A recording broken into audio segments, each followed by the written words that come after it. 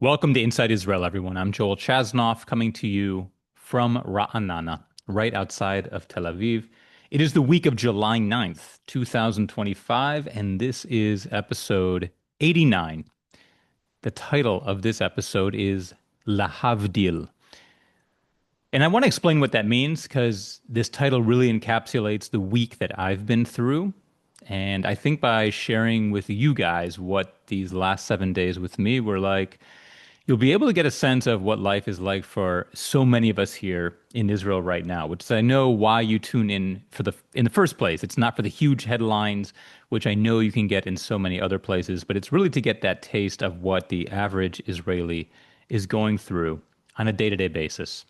So let's look at that word first, lahavdil. Those of you who subscribe to my newsletter, I talked about it last week as well. It's related to the word Havdalah. Havdalah is what we perform, that ceremony at the end of Shabbat and holidays to separate from holidays, special days, Kodesh, holy, from the rest of our days, from the rest of the week.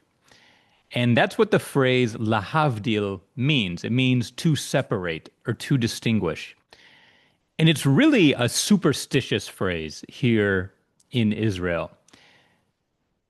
And it's odd because we are the startup nation and we are a country with so many incredible scientists who develop technologies based on hypotheses and testing, which is very mathematical and intellectual. But at the end of the day, I can honestly tell you that I don't know a single Israeli, no matter how scientific they are, or a doctor, or intellectual, I don't know a single Israeli who does not use the word lahavdil when transitioning between a negative topic of conversation and a positive one. So just to give you an example, if you were having a conversation with someone about the fate of the hostages in Gaza, and then that sort of came to an end, that phase of the conversation, and now you wanted to talk about their plans for the summer and where their children were going to summer camp or what activities they were doing. You would say lahavdil between those two segments of the conversation. You might say something like, well, of course, we all hope that the hostages come home soon. It's been so difficult for their families, for them, and for all of us. Lahavdil, let's talk about the summer. What are you guys doing? It's a firewall. It's sort of a marker between the negative and the positive. And the idea is that you don't want the two to bleed together. You don't want the negative to in any way impact or influence the next topic you're about to talk about. So if you're going to talk about your kids after talking about the hostages, what you're really saying is, I want there to be a firewall between these two because I don't want my child to ever be a hostage. That's really what it comes down to, that phrase, lahavdil. And my week was very much a lahavdil week. I found myself saying lahavdil over and over as I tried to separate the different incidents that my family was experiencing, that I personally was experiencing. So this first story I'll share with you is one that sadly many of you are aware of, and I really thank those of you who reached out to me by email and who asked about us here in Ra'anana. Tragically, there was a soldier killed in Ra'anana just about, I think it was a week ago. His name is Yisrael Matan Rosenfeld, Zichrono Livracha. And again, he's from Ra'anana. His family made Aliyah from England, and his mother, Sam, or as I know her, Mora Sam, which means teacher Sam, she is the English teacher at the Tali Ra'anana school, and she was the English teacher for two of my kids here. And so this past Monday, Dorit and I went to the funeral for Matan, Zichrono Livracha, right now, right here in Ra'anana. There are two cemeteries in Ra'anana. There's the large municipal one, and then there's also the one that's smaller, but that's where soldiers and hostages' bodies from Ra'anana have been buried. And I want to tell you a little bit about that funeral. And every story I'm going to tell you tonight, I'm going to share three observations.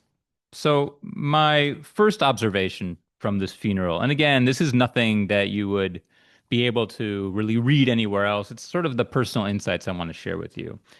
Number one, there were thousands of people there. My estimation was anywhere between 1,500 and 2,000 people, most of whom were not close friends with the Rosenfeld family. Um, they are a known family here in Ra'anana because Ra'anana has so many English speakers, and many of the English speakers send their kids to the Tali school. And so they end up having Morah Sam as an English teacher at some point. But the first thing that really struck me about this funeral was just how packed the cemetery was. To use a cliche, like sardines, you really couldn't step to your left or right, forward, back, 1.5 steps without bumping into someone. And it was a hot, hot day and incredibly uncomfortable physically to be out in the sun. But it was a showing of what Israelis are made of, that's what Israelis do. They show up for funerals of those in the community. And I should add that on the way, as I was driving to the cemetery with Dorit, passing us in the other direction was the caravan with the army hearse and then a few other cars and motorcycles. And people were lining the streets with Israeli flags as a show of respect as the hearse with the coffin drove by, which is another very Israeli thing to do. I must say that the turnout on the streets for the hearse passing by was not as large as it had been for some of the other soldiers who've been killed from Ra'anana. It's painful to say, but in a way, it's not as new, it's not as surprising, as shocking as it used to be. I wouldn't say we've gotten used to it, but it doesn't have that bite that it used to have. I remember when the first soldier from Ra'anana fell in Gaza, and I remember talking about it on this podcast. The streets were packed. I mean, you couldn't move on the sidewalk because of all the people who were out waving flags and watching the procession go by. I would say it was about 15% of that original turnout. It's just not as well. One reason may have been that it's just not as sort of scintillating and as new as it used to be. But also there were many, many people at the cemetery itself, so there was still an incredible turnout. Another thing I noticed was the soldiers. There were soldiers there from Matan's platoon, and I assume there were some of those soldiers there were ones who were with him when he was killed. He was killed by an improvised explosive device, an IED, set by terrorists in Gaza. So he was killed in front of some of his friends, and his officer. Uh, and some of the soldiers from his platoon were there, and they were standing arm in arm, their arms literally around each other, the way a football team might huddle up. That's how they were standing, right up front in front of the grave. They were clearly moved by having lost him, and I couldn't help but think that these guys, they're 18, 19, 20 years old. Matan himself was 20. Uh, and to be going through this at such a young age, you have to wonder about the future of this country with so many young people going through this and having been not just to one funeral, but multiple, several, maybe even dozens. Um, so yeah, I noticed the soldiers standing there in uniform, berets on their head, the gray beret, or as they say in Hebrew, kesef, which means silver, the silver beret of the combat engineers. The combat engineers, I would say, of the last 10 to 15 deaths in Gaza, they've made up probably 80% of them. They're the ones who do the really heavy duty work of of finding tunnels, blowing up tunnels, but that also means they're very exposed. Some of them have been killed by malfunctions of equipment, as we're going to talk about in a little bit, and they're really suffering more than other units have been right now. And the final observation I have from the funeral was just the range of the eulogies. His mother, Sam, who, as I mentioned, is the English teacher at Tali, her eulogy was, it's strange to say, but it was funny. People were definitely I wouldn't say laughing out loud, ha-haing, but there were knowing chuckles as she spoke. There was a lot of sarcasm, sort of that British humor. As I said, they're originally from London, came here, I think, 11 years ago. And so I was sort of surprised. She'd heard about her son's death maybe 24 to 36 hours before, and here she was at graveside giving a eulogy that sounded very polished, and she didn't break down once during the eulogy, and as I said, was even kind of funny. And it did occur to me that she didn't she hadn't fully digested exactly what was going on, that she was giving a speech to a public audience, but it was, to me, as someone who public speaks himself, it seemed clear to me that she wasn't fully aware of what was happening, which is totally understandable. I mean, obviously, this is pretty much the worst thing that can happen to a person, and she hadn't had time to digest it. But it did strike me how, in many ways, entertaining her eulogy was. At the other end of the spectrum, his father gave a eulogy, which was so incredibly gut-wrenching, where he started out by just crying out to my boy, my sweet little boy, and then talking about rubbing. He just had a chance to rub his hair and kiss his forehead. Apparently, he was the one who verifies the body, and said that just like I did this 10 days ago when I took you to the train in Herzliya and I kissed you goodbye, not knowing it would be the last time. And in the entire everyone in attendance was just torn by his eulogy, which came right after the mother's. So that was the third thing. Is just the wide range of the types of eulogies that were given and the wide range of emotions. It wasn't just sadness and grief. There was laughter, there was sarcasm, there was humor. Um, his two sisters and brother each gave eulogies of varying length and with the same range of emotions there. And so that was experience number one from the week that I wanted to share. And now, lahavdil, a complete transition. That night, hours after the funeral, 3 hours after the funeral, lahavdil, I attended the graduation ceremony of my son at Park Ra'anana in the amphitheater. It was the ninth grade graduation ceremony. As I've mentioned before, middle school here in Israel goes through ninth grade, and then high school is 10, 11, and 12. And this graduation ceremony was chaotic and juvenile and loud and unrehearsed. I mean, it was rehearsed, but sloppy in many ways, and not in any way the polished and formal ceremony you would see at a school in the US. And for that very reason, that brings me to my next point, which is that I absolutely loved it. It was so authentic, and it was allowing ninth graders to be the chaotic, crazy, jumbled ninth graders that they are. And, not to put down the U.S. here, but I think of these graduation ceremonies in the U.S. where the kids are forced to act and put on airs and pretend that there's something they're not, mostly for the pleasure of the parents, often who've paid a lot of tuition for them to go to these schools. And it's all very well and good and nice, but it definitely lacks authenticity. And here you were seeing ninth graders as they really are. And that takes me to my next point, which what was this ceremony? Well, it was a lot of speeches by educators at the beginning, which was everyone was just kind of complaining about. I mean, how long the speeches went on. But then we got to the student show. The students put on a show.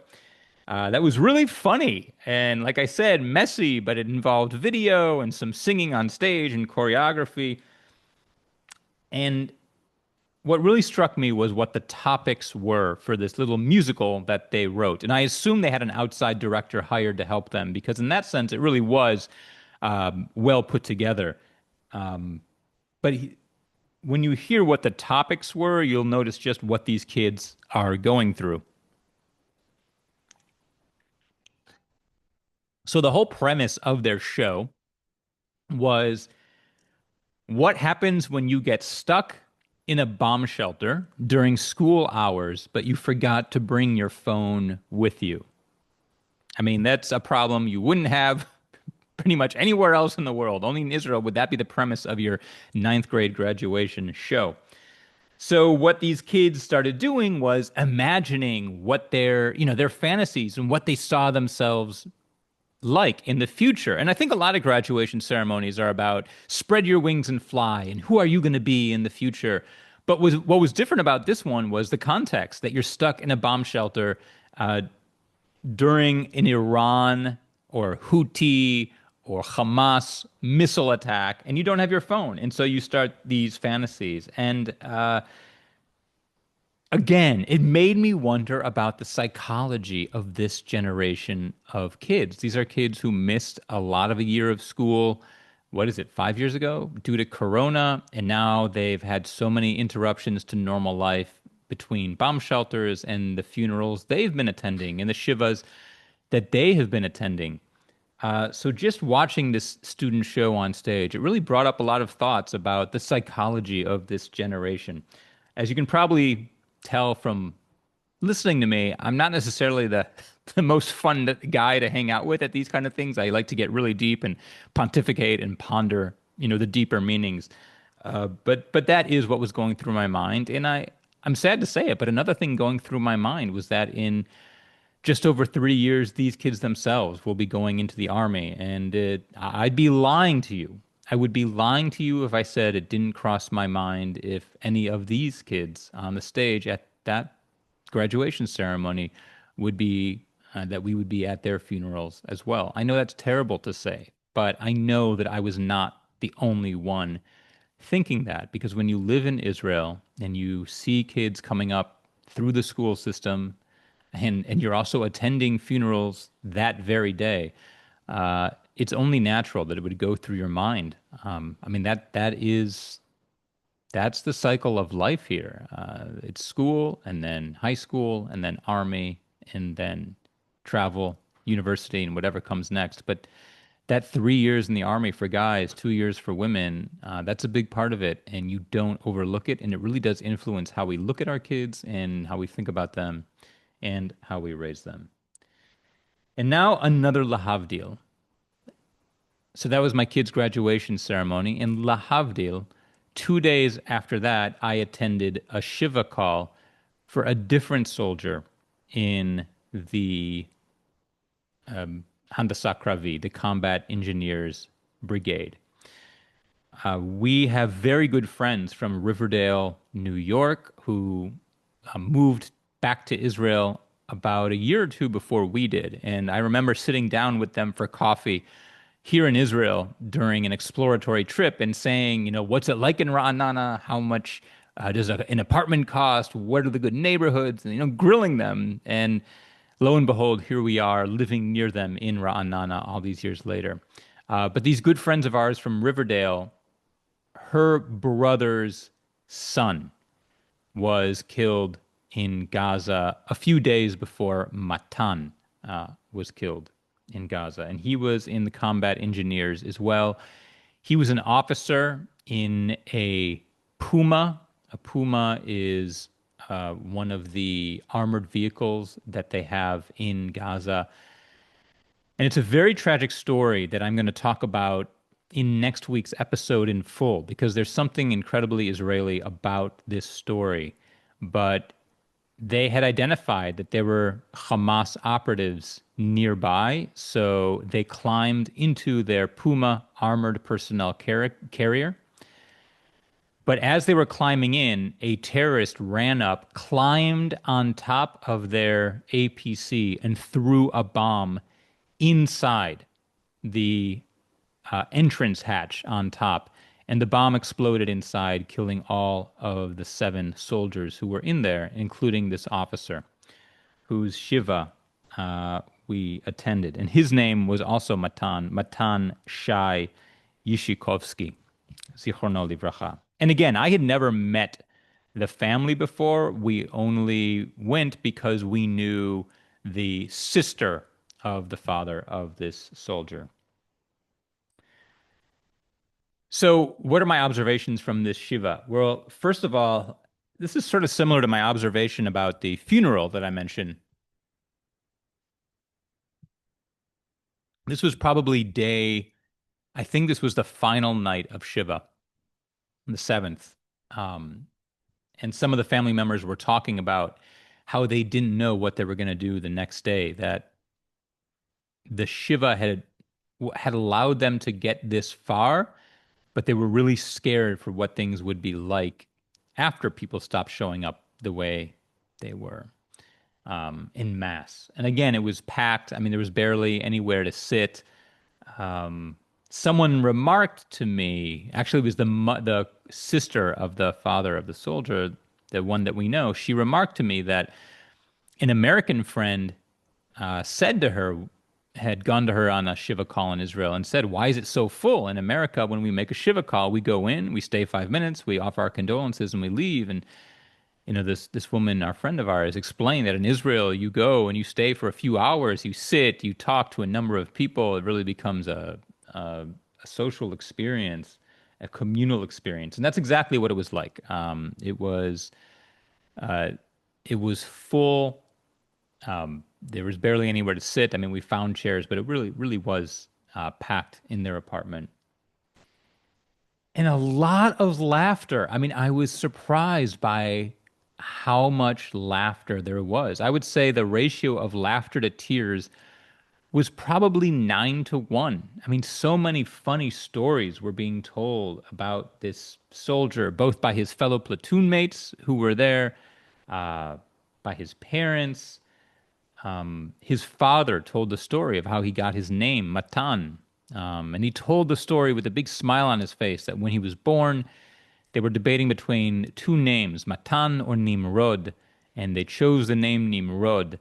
And then when he went to look at him in the nursery, all the other babies were crying, but he seemed relaxed and happy. And so, for whatever reason, that made him think that's not a Nimrod, that's a Matan. And so, when he came back with the baby to the mother said, "Where's Nimrod?" And he said, actually, well, I put his name down on the birth certificate as Matan. And they told the story with a big smile to the whole group of us who were there. But then immediately after the story, they fell silent. It was almost as if when telling the story, they completely forgot the context, which is that they're telling the story because he was no longer with us. But there was a lot of laughter and a lot of joyful stories told. But then after every story, there would be this silence as everyone, remembered why we were there in the first place and that he was no longer. Um, Benny Gantz attended this Shiva call I was at. After I was there for about half an hour, it grew kind of silent, and everyone looked at the entrance to the porch where we were sitting, and Benny Gantz came in. Benny Gantz is the head of the Blue and White Party. He's a former chief of staff of the IDF. He's really been one of the opposition leaders against Netanyahu. I can't say he's been that effective. His poll numbers have dropped significantly since the beginning of the war.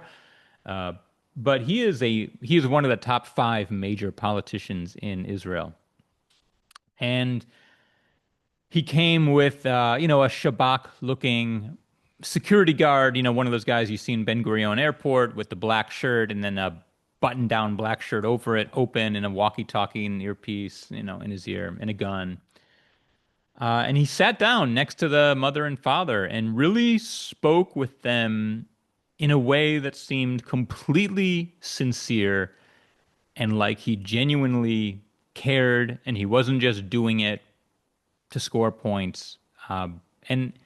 And I could understand why. As a former chief of staff, he had soldiers die on his watch, and I'm certain it means a lot to him when a soldier is killed. And from what I heard from our friend, several Israeli leaders attended. Naftali Bennett attended. Some other leaders from the opposition. She did say that no one from the Likud side, the majority, attended the Shiva call. Netanyahu did not. No one from any of his parties. It was all from this other side of the spectrum. In Benny Gantz talked with them in sort of a quiet voice, so we all had to kind of lean forward and strain to hear what he was saying. But I was genuinely moved by how sincere he was. However, that changed when at one point I noticed that standing next to his security guard, there was a young woman, a very good-looking young woman, dressed in sort of business smart, a business smart outfit.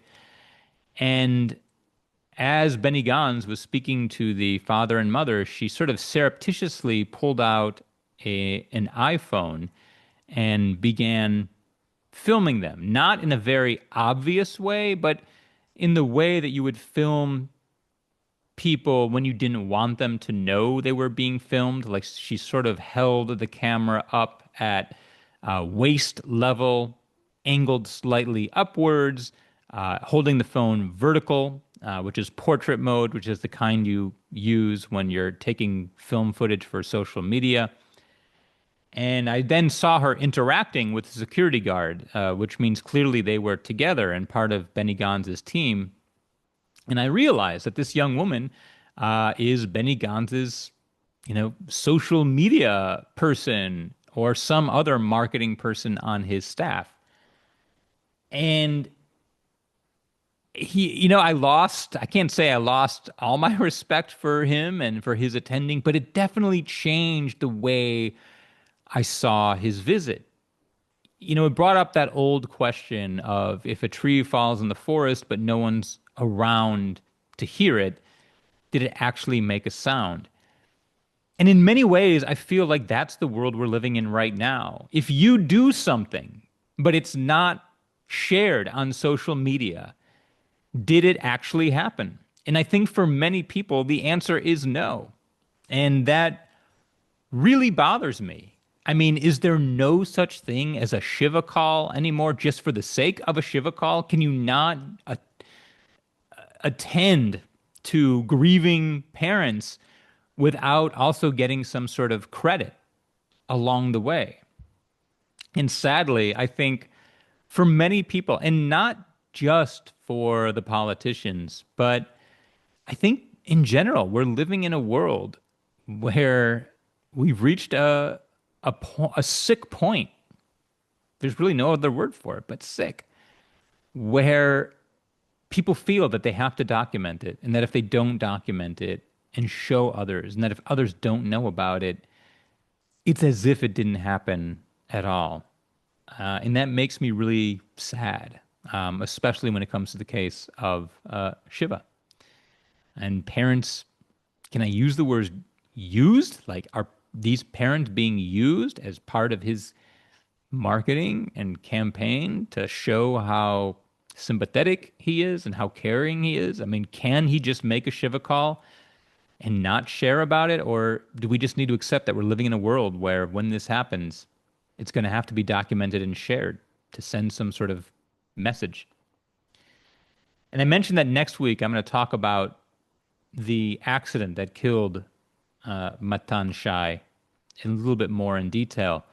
2 weeks from now, I want to talk about this other topic of social media because I think it's a big one that we're talking about in terms of Israel's perception in the world, and also a few people who've capitalized on October 7th and built careers off of October 7th using social media to leverage their persona and increase their speaking fees. And I think that's pretty sick too. And I'm going to call some people out who you've heard of, but I'm going to do it anyway, even though it might not be necessarily best business for me. Like, I can't be a hypocrite here. I got to tell the truth as I see it. And so I'm starting to plan these next few episodes with some very specific topics in mind. And I hope you'll tune in for those.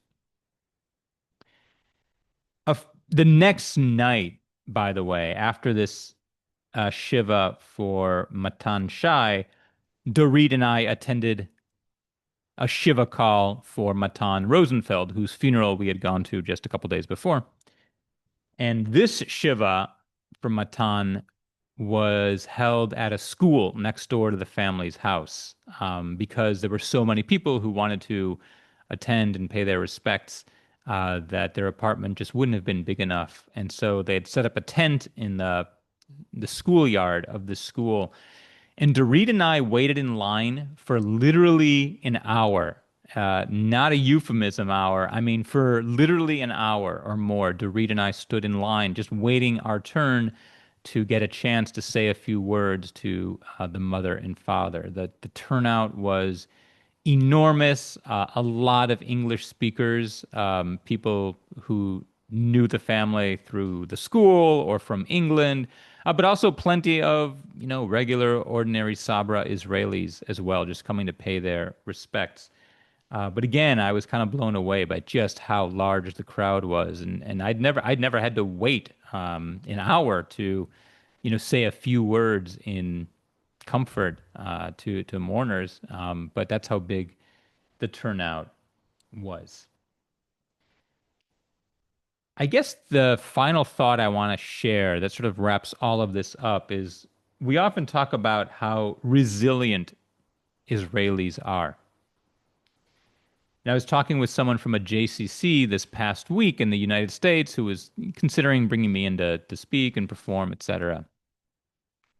And as part of our small talk at the beginning, she remarked, just how wonderful it is that with everything going on, we Israelis are so resilient, that we're such a beautiful people. And I won't lie to you, it made me kind of angry to hear this. It kind of made me feel like there's a fetishizing. Is that a word? Fetishizing that Israelis are fetishized. God, I don't even know if this is a correct word, but you get what I'm saying, that there's this sort of fetish about who Israelis are and how awesome it is that Israelis are so resilient and that they just keep marching forward despite the bombs and the wars and the funerals and the shivas. And I want to remind all of you, although you're probably the last group who needs to be reminded of this because you're tuned in, but I want to remind the world Jewish community in general that Israelis are going through an extremely hard time. I mean, we're people. We're not these lions who just keep roaring forward and always give and it never gets to us. I mean, we are really suffering from pain inside. It is a very, very difficult time for us psychologically. I know for me personally, it was just such an incredible week, incredibly difficult week. I haven't been sleeping well. I mean, I've been to two shiva calls and a funeral in the span of 5 days.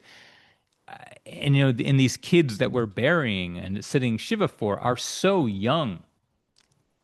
How can it not get to you? And even when you think it's not getting to you, it is getting to you. It's creeping into your mind, into your psychology, your neurons and synapses without you realizing it, and quite literally changing how you see the world. I know my mood has been down this week. I've been kind of depressed. I've been, like I said, a little irritable and not sleeping well, and it's getting to us, and I've got it easy. When you think of a whole country of people going through what we're going through, it is very, very hard. So I guess my message is we need to stop the fetishizing. We need to stop this idea that Israelis are gifted, with this amazing DNA to just keep going forward, that whereas other people might crumble, Israelis are strong. We are strong, but it's also extremely, extremely hard. And we're going through a lot of pain inside.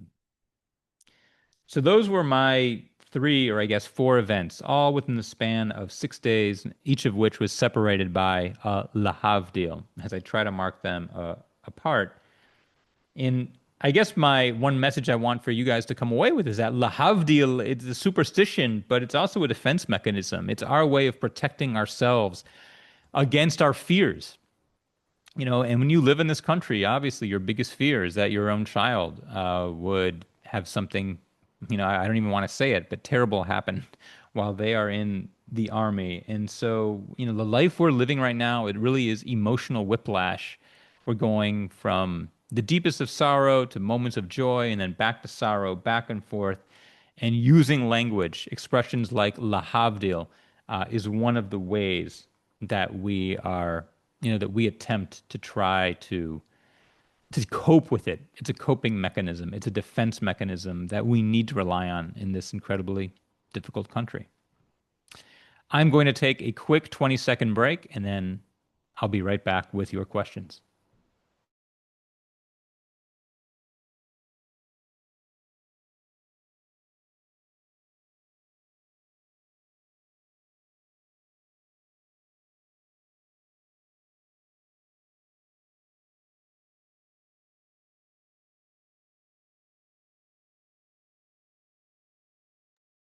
Welcome back to Inside Israel. I'm Joel Chasnoff, again from Ra'anana. And right now we have two related questions from Sam and Boca Raton about the political system in Israel.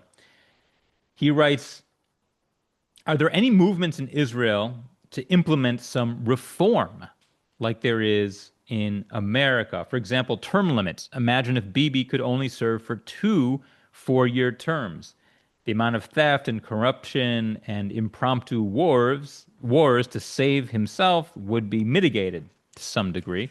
And his second question, related, is about a two-party system. Is there any talk in Israel about having a two-party system? That yes, in America there is pandering to the far right or the far left of either party, but it is not to the level that it is in Israel, where the prime minister is really beholden to extreme religious parties.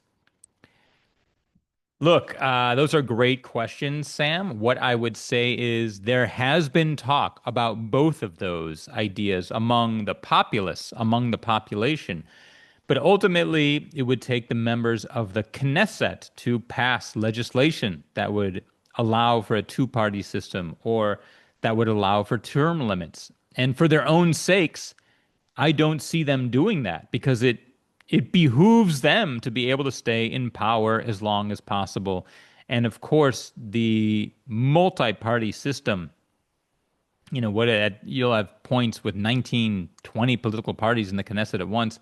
That benefits those smaller parties, and they don't want to give up the outsized power they have. So, on the one hand, yes, there is talk about it. On the other hand, uh, I don't see it happening simply because it's not in the politicians' best interest. Kind of like the Electoral College in the U.S. I mean, there's a lot of talk about doing away with it, but so many of the politicians benefit from it. Do you really see them passing legislation that would take it away? Barbara in Southern California wrote, Shalom Joel. I just read that a married couple from Ra'anana was arrested on charges of collaborating with Iran. Apparently, police confiscated from their home large sums of cash and digital media with evidence of communication with the Iranians. And yeah, Barbara, you are not the only one to write in commenting from this. It is crazy but true. A married couple from Ra'anana, I think about 29 or 30 years old, they were arrested for spying for Iran. And these are regular Israelis, but somehow Iran was able to get in touch with them, pay them large sums of money, I think through cryptocurrency, and they were spying for Iran, taking pictures of sensitive locations, providing some other kind of information, which I don't have, like, I looked up the story and there weren't a lot of details of exactly what they did because I think there's a gag order on the case. But yeah, Ra'anana couple, I don't know them and I don't think they live near me, but it is true. This couple from Ra'anana has been spying for Iran. And one final question we have, this one from Richard. What is my opinion on the Trump-Gaza ceasefire demand process? Do most Israelis support Trump? Yes, for the most part, Israelis do support Trump. After all, he is the one who bombed the Fordo nuclear reactor, and Israelis really do see him as a hero, especially compared to Biden, who they thought really just fell short after that initial bear hug to Bibi at the beginning of the war. What do Israelis feel about this imminent ceasefire proposal that Trump is putting forth and pushing for? I think the one thing that most Israelis agree on is that we want all the hostages to come home. The term that's being used a lot here is Schindler's List, that of the 20 remaining living hostages, only 10 would be let out at the beginning. And so there's this Schindler's List idea, this selection process, which is obviously a very loaded term for Israelis, the Holocaust, the selections as you got off the train to live or to die. So this idea that, again, we're now choosing the 10 who will live and the 10 who might not. It's gruesome to the psychology of the Israeli that this would happen. So what we really want is that all hostages would come home, even if it means pulling the troops out of Gaza. So getting them all home as soon as possible. That's the one point that we're not happy with the fact that right now they're only talking about a few at the beginning and the rest only at the very end. But otherwise, most Israelis do believe and they have for a while, that it's time to get the hostages home, and that means ending the war. There is one group who's against it, and that's the far right. Smotrich and Ben Gvir and their contingent, they're against any sort of deal with Hamas. They see it as a reward for terror. They see it as a reward for kidnapping. And they feel that Gaza should be occupied completely for Israel's security and that Gazans should be encouraged to leave. And I won't lie, I can see their point as well. I've said all along that it's sort of crazy that Hamas kidnapped more than 200 Israeli civilians and we supplied them with humanitarian aid. All we had to say was release the hostages and then you'll get all the aid you need. But instead, we've been supplying Hamas with aid. So while I agree overall that we need to end the war and bring the hostages home, and I say this because we've heard enough that it does seem that Hamas has been defeated enough that our security is intact for the time being. I also see Ben Gvir and Smotrich's point, which is that any Hamas remaining is a victory for them and a security threat to Israel, and that we can't give an inch, and that we need to take over Gaza completely, and not just for our security, but also send a message to the Arab world, which is when you do this, you pay. Thank you so much for joining me today on this episode of Inside Israel. Our next live broadcast will be on Sunday, July 13th at 1 o'clock p.m. Eastern Time. If you need the links for these live broadcasts, you can find them at joelchasnoff.com/podcast. That's also where you can see a recording of the video of this very podcast that you are listening to right now. You can also learn more about me there and my books and my upcoming fall speaking tour. And if you want to send me a question, that's the best place to do it as well. Again, joelchasnoff.com. Thanks for turning out, everyone. Here's to a very positive week, one in which maybe the hostages will come home. Until then, lehitraot. Thank you for joining up, and I'll see you next time on Inside Israel. Beshalom. Bye-bye.